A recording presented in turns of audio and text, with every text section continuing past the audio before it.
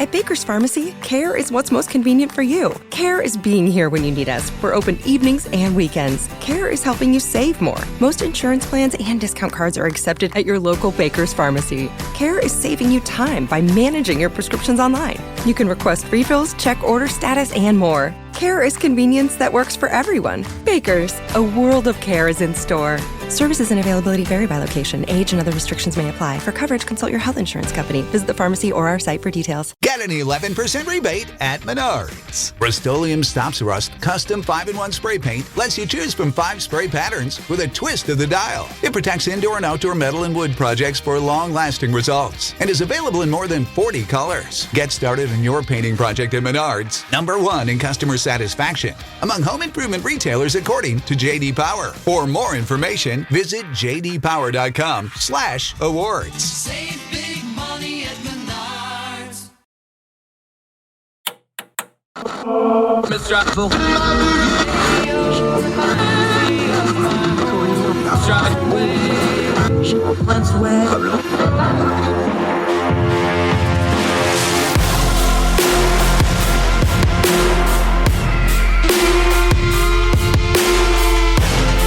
With your host, Andrew Donaldson.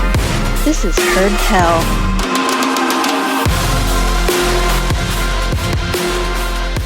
Welcome back to Heard Tell. We haven't talked to our friend Alex Salter in a while. Glad to have him back. He's one of these economist fellas. He's going to explain all those big numbers and data sets and unexpectedly to us. So good that even I can understand it. How are you, sir? Good to see you again.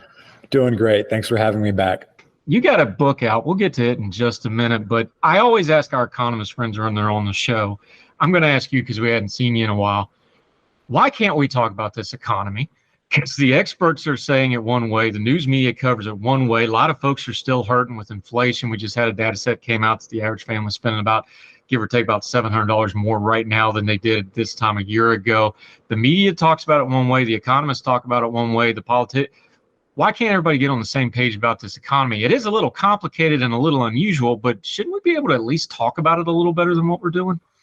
Yeah, it's unfortunate when political spin takes precedence over economic analysis of the fundamentals, which is unfortunately what is happening.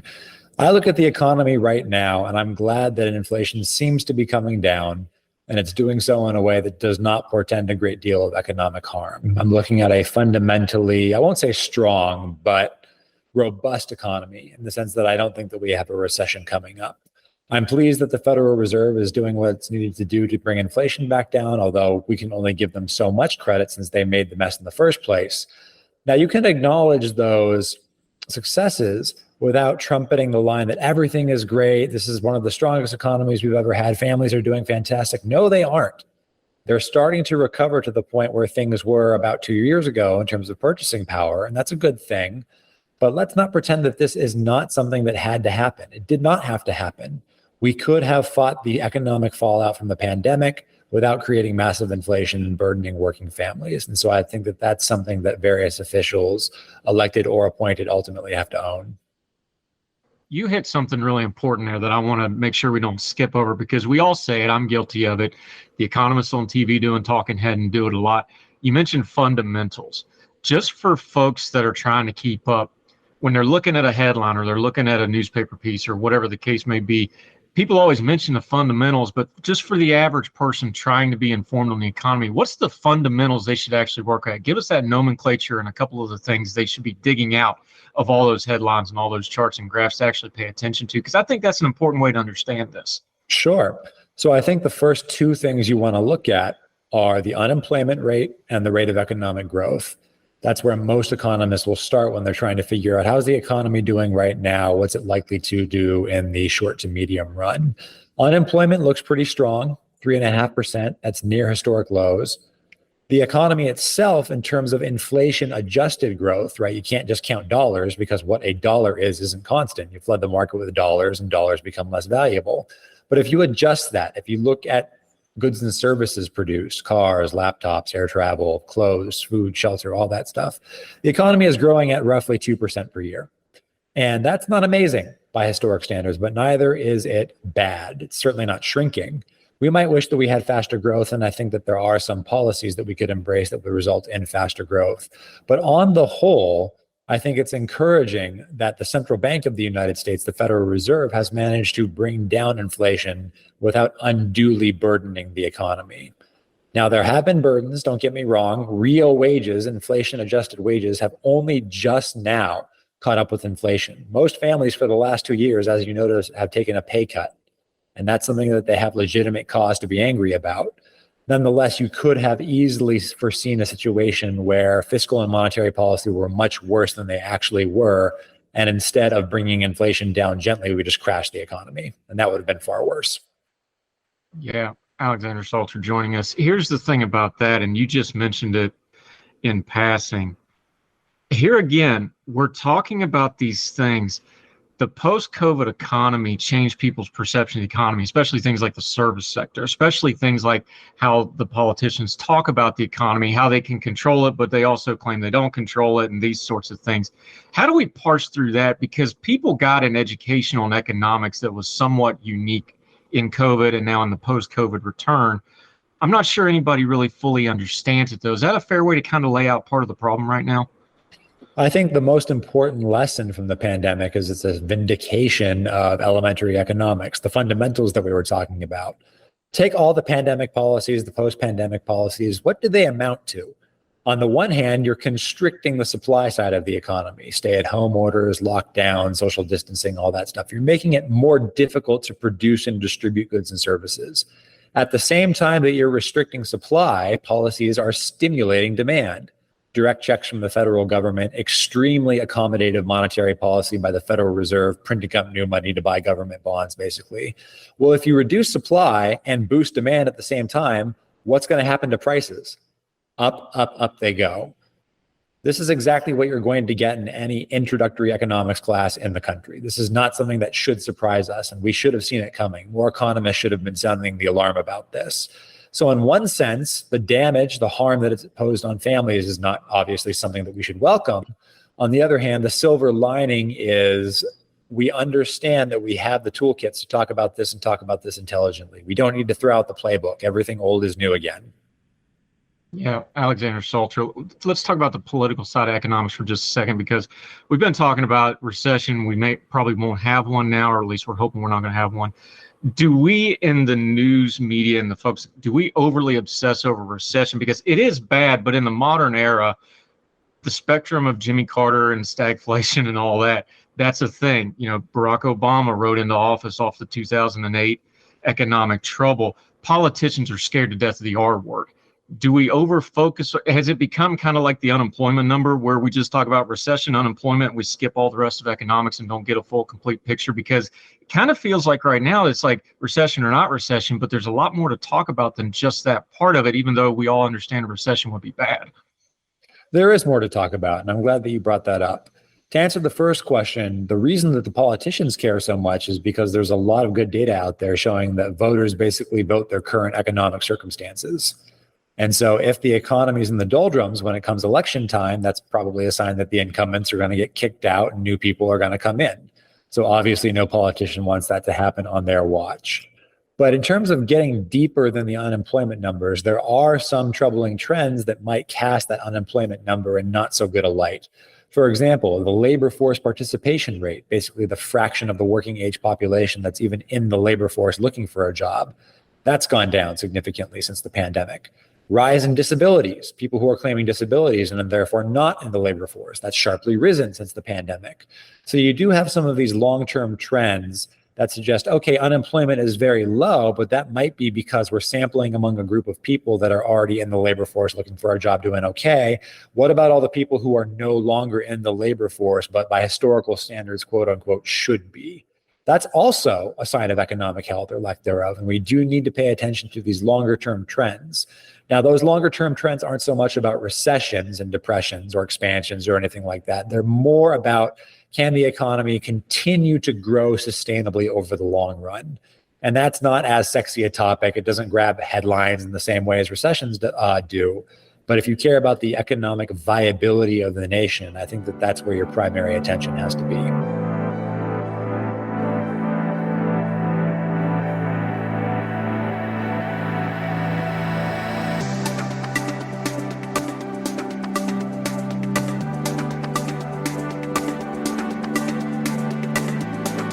At Baker's Pharmacy, care is what's most convenient for you. Care is being here when you need us. We're open evenings and weekends. Care is helping you save more. Most insurance plans and discount cards are accepted at your local Baker's Pharmacy. Care is saving you time by managing your prescriptions online. You can request refills, check order status, and more. Care is convenience that works for everyone. Baker's, a world of care is in store. Services and availability vary by location. Age and other restrictions may apply. For coverage, consult your health insurance company. Visit the pharmacy or our site for details. What's the easiest choice you can make? Window instead of middle seat? Picking a vendor who sends a great gift basket? Outsourcing business tasks you hate? What about selling with Shopify? Whether you're selling a little or a lot, Shopify helps you do your thing, however you cha-ching. Shopify is the global commerce platform that helps you sell at every stage of your business. From the launch your online shop stage to the first real-life store stage, all the way to the did we just hit a million orders stage. Shopify's there to help you grow. Whether you're selling scented soap or offering outdoor outfits, Shopify helps you sell. Wherever and whatever you're selling, Shopify's got you covered. Sign up for a $1 per month trial period at shopify.com/try. Go to shopify.com/try now to grow your business, no matter what stage you're in. Shopify.com/try. Save on O'Reilly Brake Parts Cleaner. Get 2 cans of O'Reilly Brake Parts Cleaner for just $8. Valid in-store only at O'Reilly Auto Parts. O'Reilly Auto Parts.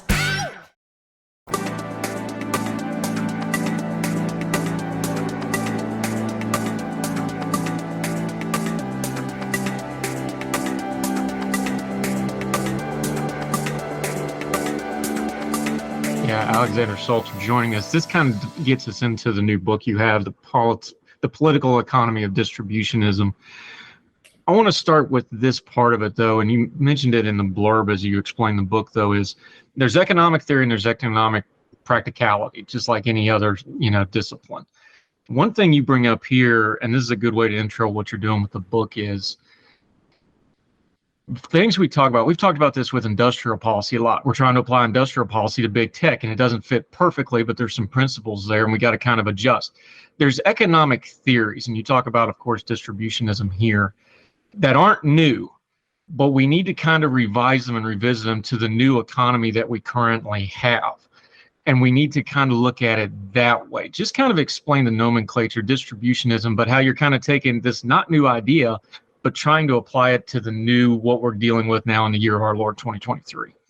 Writing The Political Economy of Distributism was a lot of fun, and I'm glad to talk about that for a little bit. So the distinction that you raise that I make in the book is the important difference between the science of economics and the art of political economy. So here's what I mean by that distinction. We can speak in a value-free way about the way that the economy works. As the price of bread falls, all else being equal, people are going to buy more bread. That is a scientific proposition about human behavior. Whatever the true moral theory of the world is, the demand curve for bread is going to slope down in that world. That's what I mean by the science of economics, the causal relationships among variables that we care about that explain and render intelligible human decision-making. And we need economic science because you can't analyze the economy without a scientific perspective of human behavior under conditions of scarcity. But just because you need economics does not mean that economics by itself is going to help you analyze what makes for a good society. You also need what I call the art of political economy, in which you're willing to debate not just whether the strategies that you've chosen can help you achieve your goals, but are your goals worthy of achieving in the first place? Do you have good goals? Do we have good social values? How do we weight these trade-offs when we bring in moral considerations? The analogy that I like to use is medicine. So obviously medicine is a scientific discipline, but the reason that doctors get involved in medicine in the first place is because they have a deep moral commitment to promoting health and happiness in human persons. Now, you can't promote health and happiness without doing value-free scientific medicine, but the science is for the purpose of this broader ethical goal, human flourishing. So we need to understand the domain of scientific economics, the domain of artful political economy, and how to understand the bridge between the two. Because if we don't get both of those parts right, we're going to get trapped in this partisan doom loop that we currently have going on right now, and we're never going to actually have meaningful public deliberation about the foundations of a good society. Yeah, Alexander Salter joining us. You call it ethical. Its first cousin is rights. Economics, if you're going to talk about ethical economics, there's some basic rights, right? Right to private property, right to, we over abuse the pursuit of happiness, but the pursuit of happiness and the pursuit of economic well-being, those two things are pretty well entangled, at least in my opinion. You can give me yours. Do we need to have some basic understanding of economic ethics and economic rights? Not just the American system, but just in, those basic human principle kind of things, like you have a right to earn, you have a right to get what's yours, and then you have a right to keep it and use it mostly as you see fit within the way. I don't know that we've done a good job just on a basic level of explaining that building block before we jump to things like the unemployment rate or economics or distribution or socialism or capitalism. We like to use those big words. We skip over that basic part, and I think we miss a lot that way, don't we? I think we do. If we're starting with first principles, we, especially as Americans, have to start with life, liberty, and the pursuit of happiness, like you just said. Now, it's important to note that the founders did not mean by the pursuit of happiness subjective mental satisfaction. To them, happiness consisted of the objective parts of a well-lived human life. It was about human flourishing as human beings were meant to live and flourish, to be able to work, own property, exchange, enrich yourself culturally through the arts, to have a community and participate in a community. These are all substantive moral goods that are essential to a life worth living, and we can and should defend them.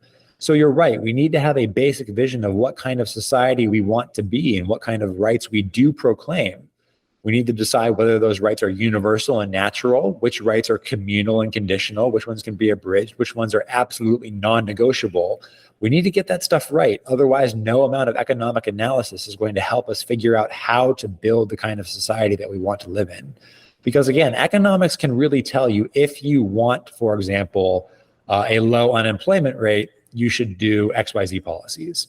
If you want to make sure that you're getting people to work, you should do ABC policies. Now, that all seems pretty basic, but it can't answer the question of, should you want those things? What kinds of markets should we want to have? Are there some goods and services that it's simply wrong to exchange? Are there some things that we simply shouldn't put a price on? Economics as a science can't answer that. You have to turn to moral philosophy. And the integration of economics and moral philosophy is what I mean by the art of political economy. This is not a foreign thing to economics.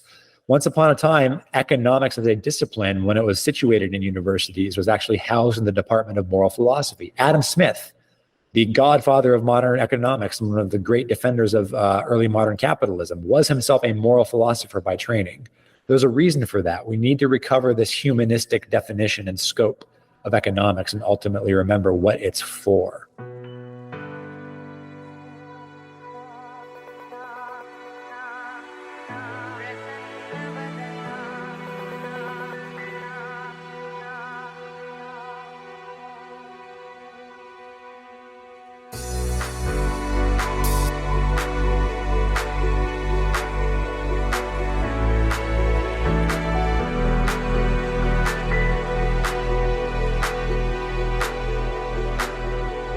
Yeah, Alexander Salter joining us. Let's talk about that philosophy of economics for just a second, though, because I am not a philosophy major or an economic major, and I'm not even really good at math. My kids will tell you anytime, we were doing Scrabble the other night, and my daughter's just mocking me openly for my word choice and my addition on the score.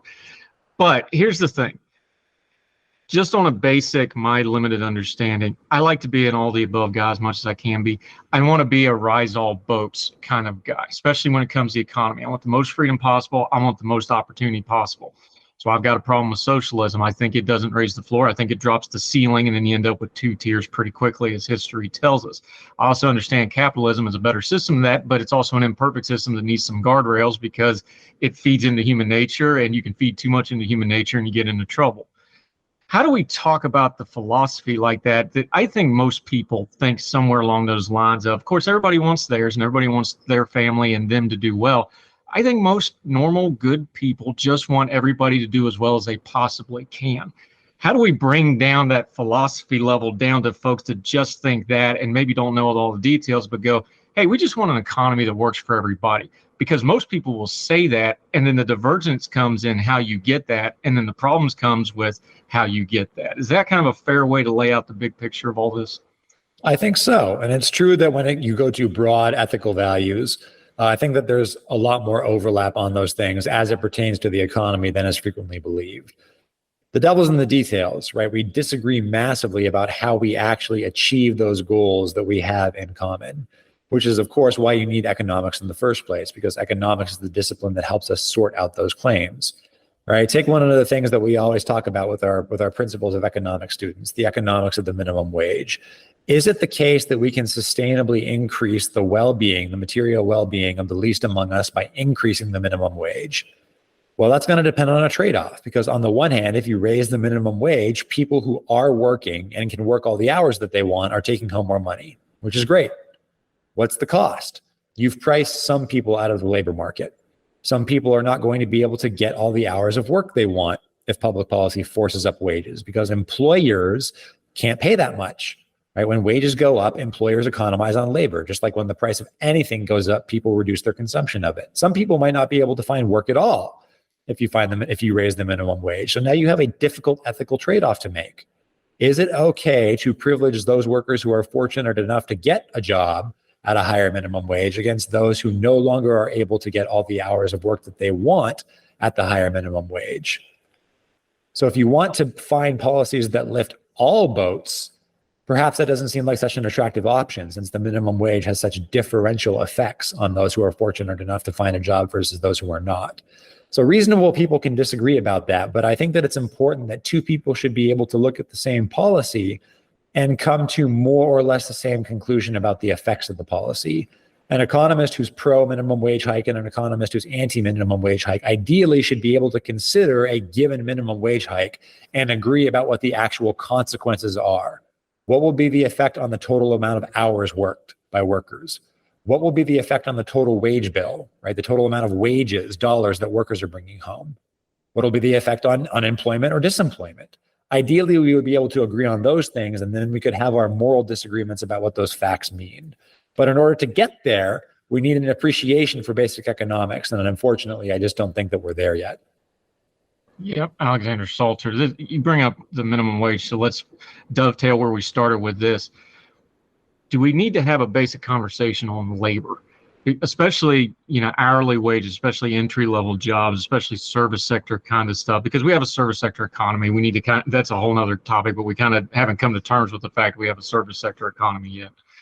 Do we need to have a discussion just on basic labor? Because we just go to things like minimum wage or hourly employee or salaried or whatever, and we don't talk about worth of labor or how people now have options. I think the days of you work one job 40 years and retire, I think that's probably gone for just about everybody anymore. I think you're going to have to patchwork your labor career one way or the other, whether it's, multiple jobs or side hustles or whatever.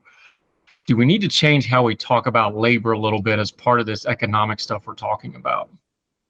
I think that we need to focus elsewhere in the labor conversation. So it's interesting that we talked about the minimum wage, since that's a very popular example, but in many ways, I think it's one that we actually emphasize a little bit too much. What are the greatest hindrances to people being able to flourish and find meaningful work? I do think the minimum wage is a barrier, but I don't think it's the main barrier. The vast majority of the US labor force is employed at a wage significantly higher than the federal minimum wage. So that price, $7.50 an hour or whatever the federal minimum wage is, isn't terribly relevant to most labor markets. But you look at what's happening, you have, for example, this belief that all these otherwise entry-level and specialized jobs now seem to require a college degree. How did that come to be the case? How did it come to be the case that you need a 4-year college degree to do an entry-level job in human resources or marketing or even some accountancy work? That didn't used to be the case. And it's not the case that what we're teaching our students is so much newer and more sophisticated that we're getting them more knowledge. What's happened is that we've turned American education into a degree mill, a rat race, right? An arms race in many ways, where everybody has to quote unquote keep up with the Joneses. So because everybody else has a college degree, you need a college degree too. Even if the line of work that you want to go into is not conducive to having that university background. So now you spent 4 years and $100,000 just getting a piece of paper that makes you eligible for a job that a generation ago you could have had straight out of high school. So already you're at a material disadvantage. We need to pay much more attention to freeing up labor markets so that people are not burdened by the need to pursue arbitrary credentials just to find meaningful work. It's policies like that I think are going to make much more of a difference for helping real people improve real lives than debates over whether the minimum wage at the federal level should be $7.50 an hour or $8.50 an hour. I think that in many ways those are peripheral. Yeah, it's been amazing to watch too how a lot of like the fast food places out for me, they're offering starting usually double that, if not more. Right now. It's funny how it's almost taking it kind of off the table because they just need labor so badly, how fast that narrative changed the last couple of years. But there you go. That's what we've been talking about.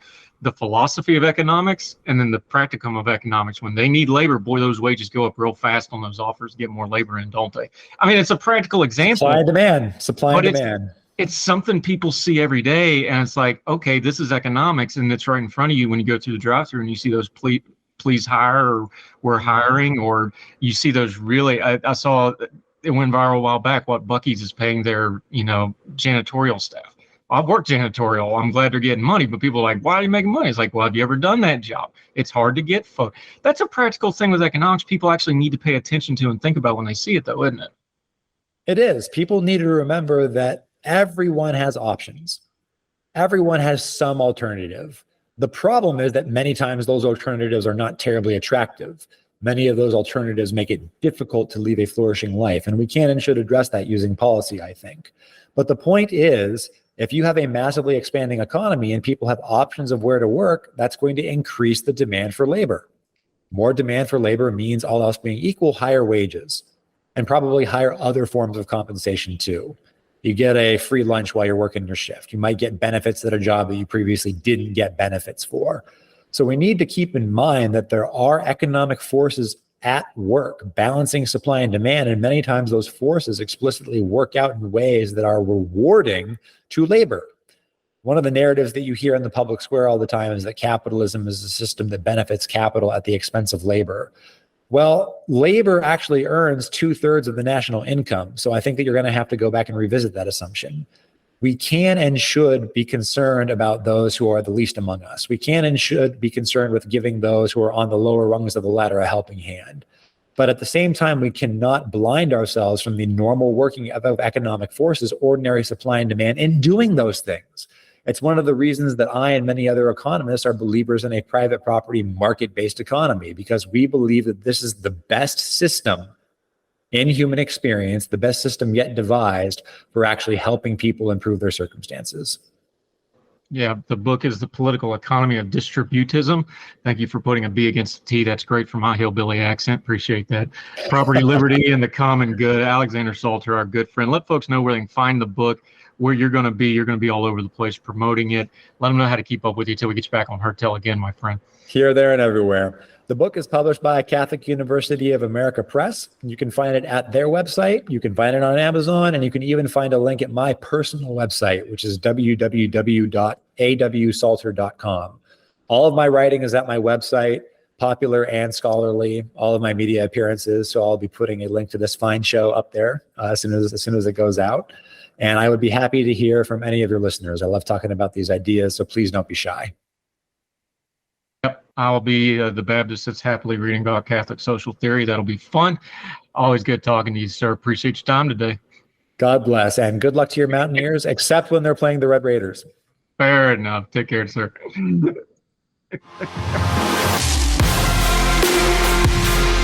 All the music on Hertel is provided under a Creative Content license from MonsterCat.com. Save big this summer with great deals, all in the Baker's app.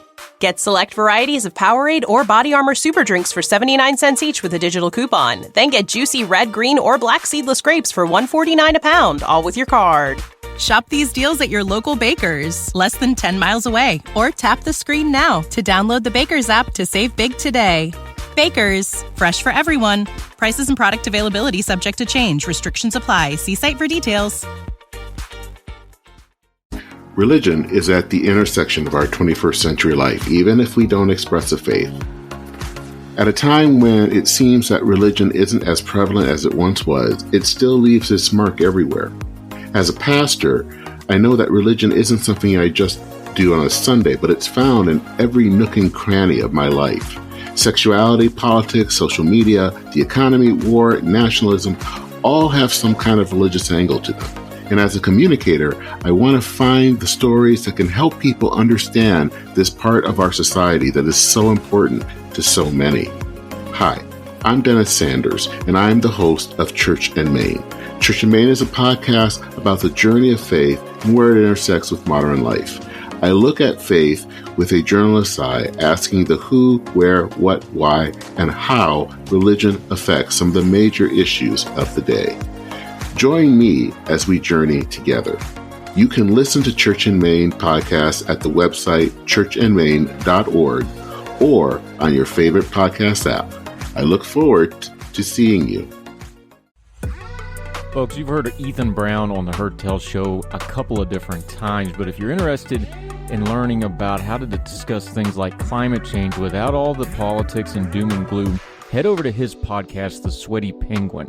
Sweaty Penguin is a late-night comedy-style climate podcast working to add nuance, critical thinking, humor, and hope to the climate conversation. They got over 100 episodes already, breaking down weekly news stories and specific topics, from the vanilla to the ADHD to the international accountability to orangutans. Yes, I know, it's a comedy thing, so just go with it. But each time, exploring different ways we can make progress on these issues while still helping the economy, health, security, and everything else we care about. Feel overwhelmed, exhausted, or excluded by today's climate change discourse? This is the podcast for you. Find The Sweaty Penguin wherever you get your podcasts or at www.thesweatypenguin.com.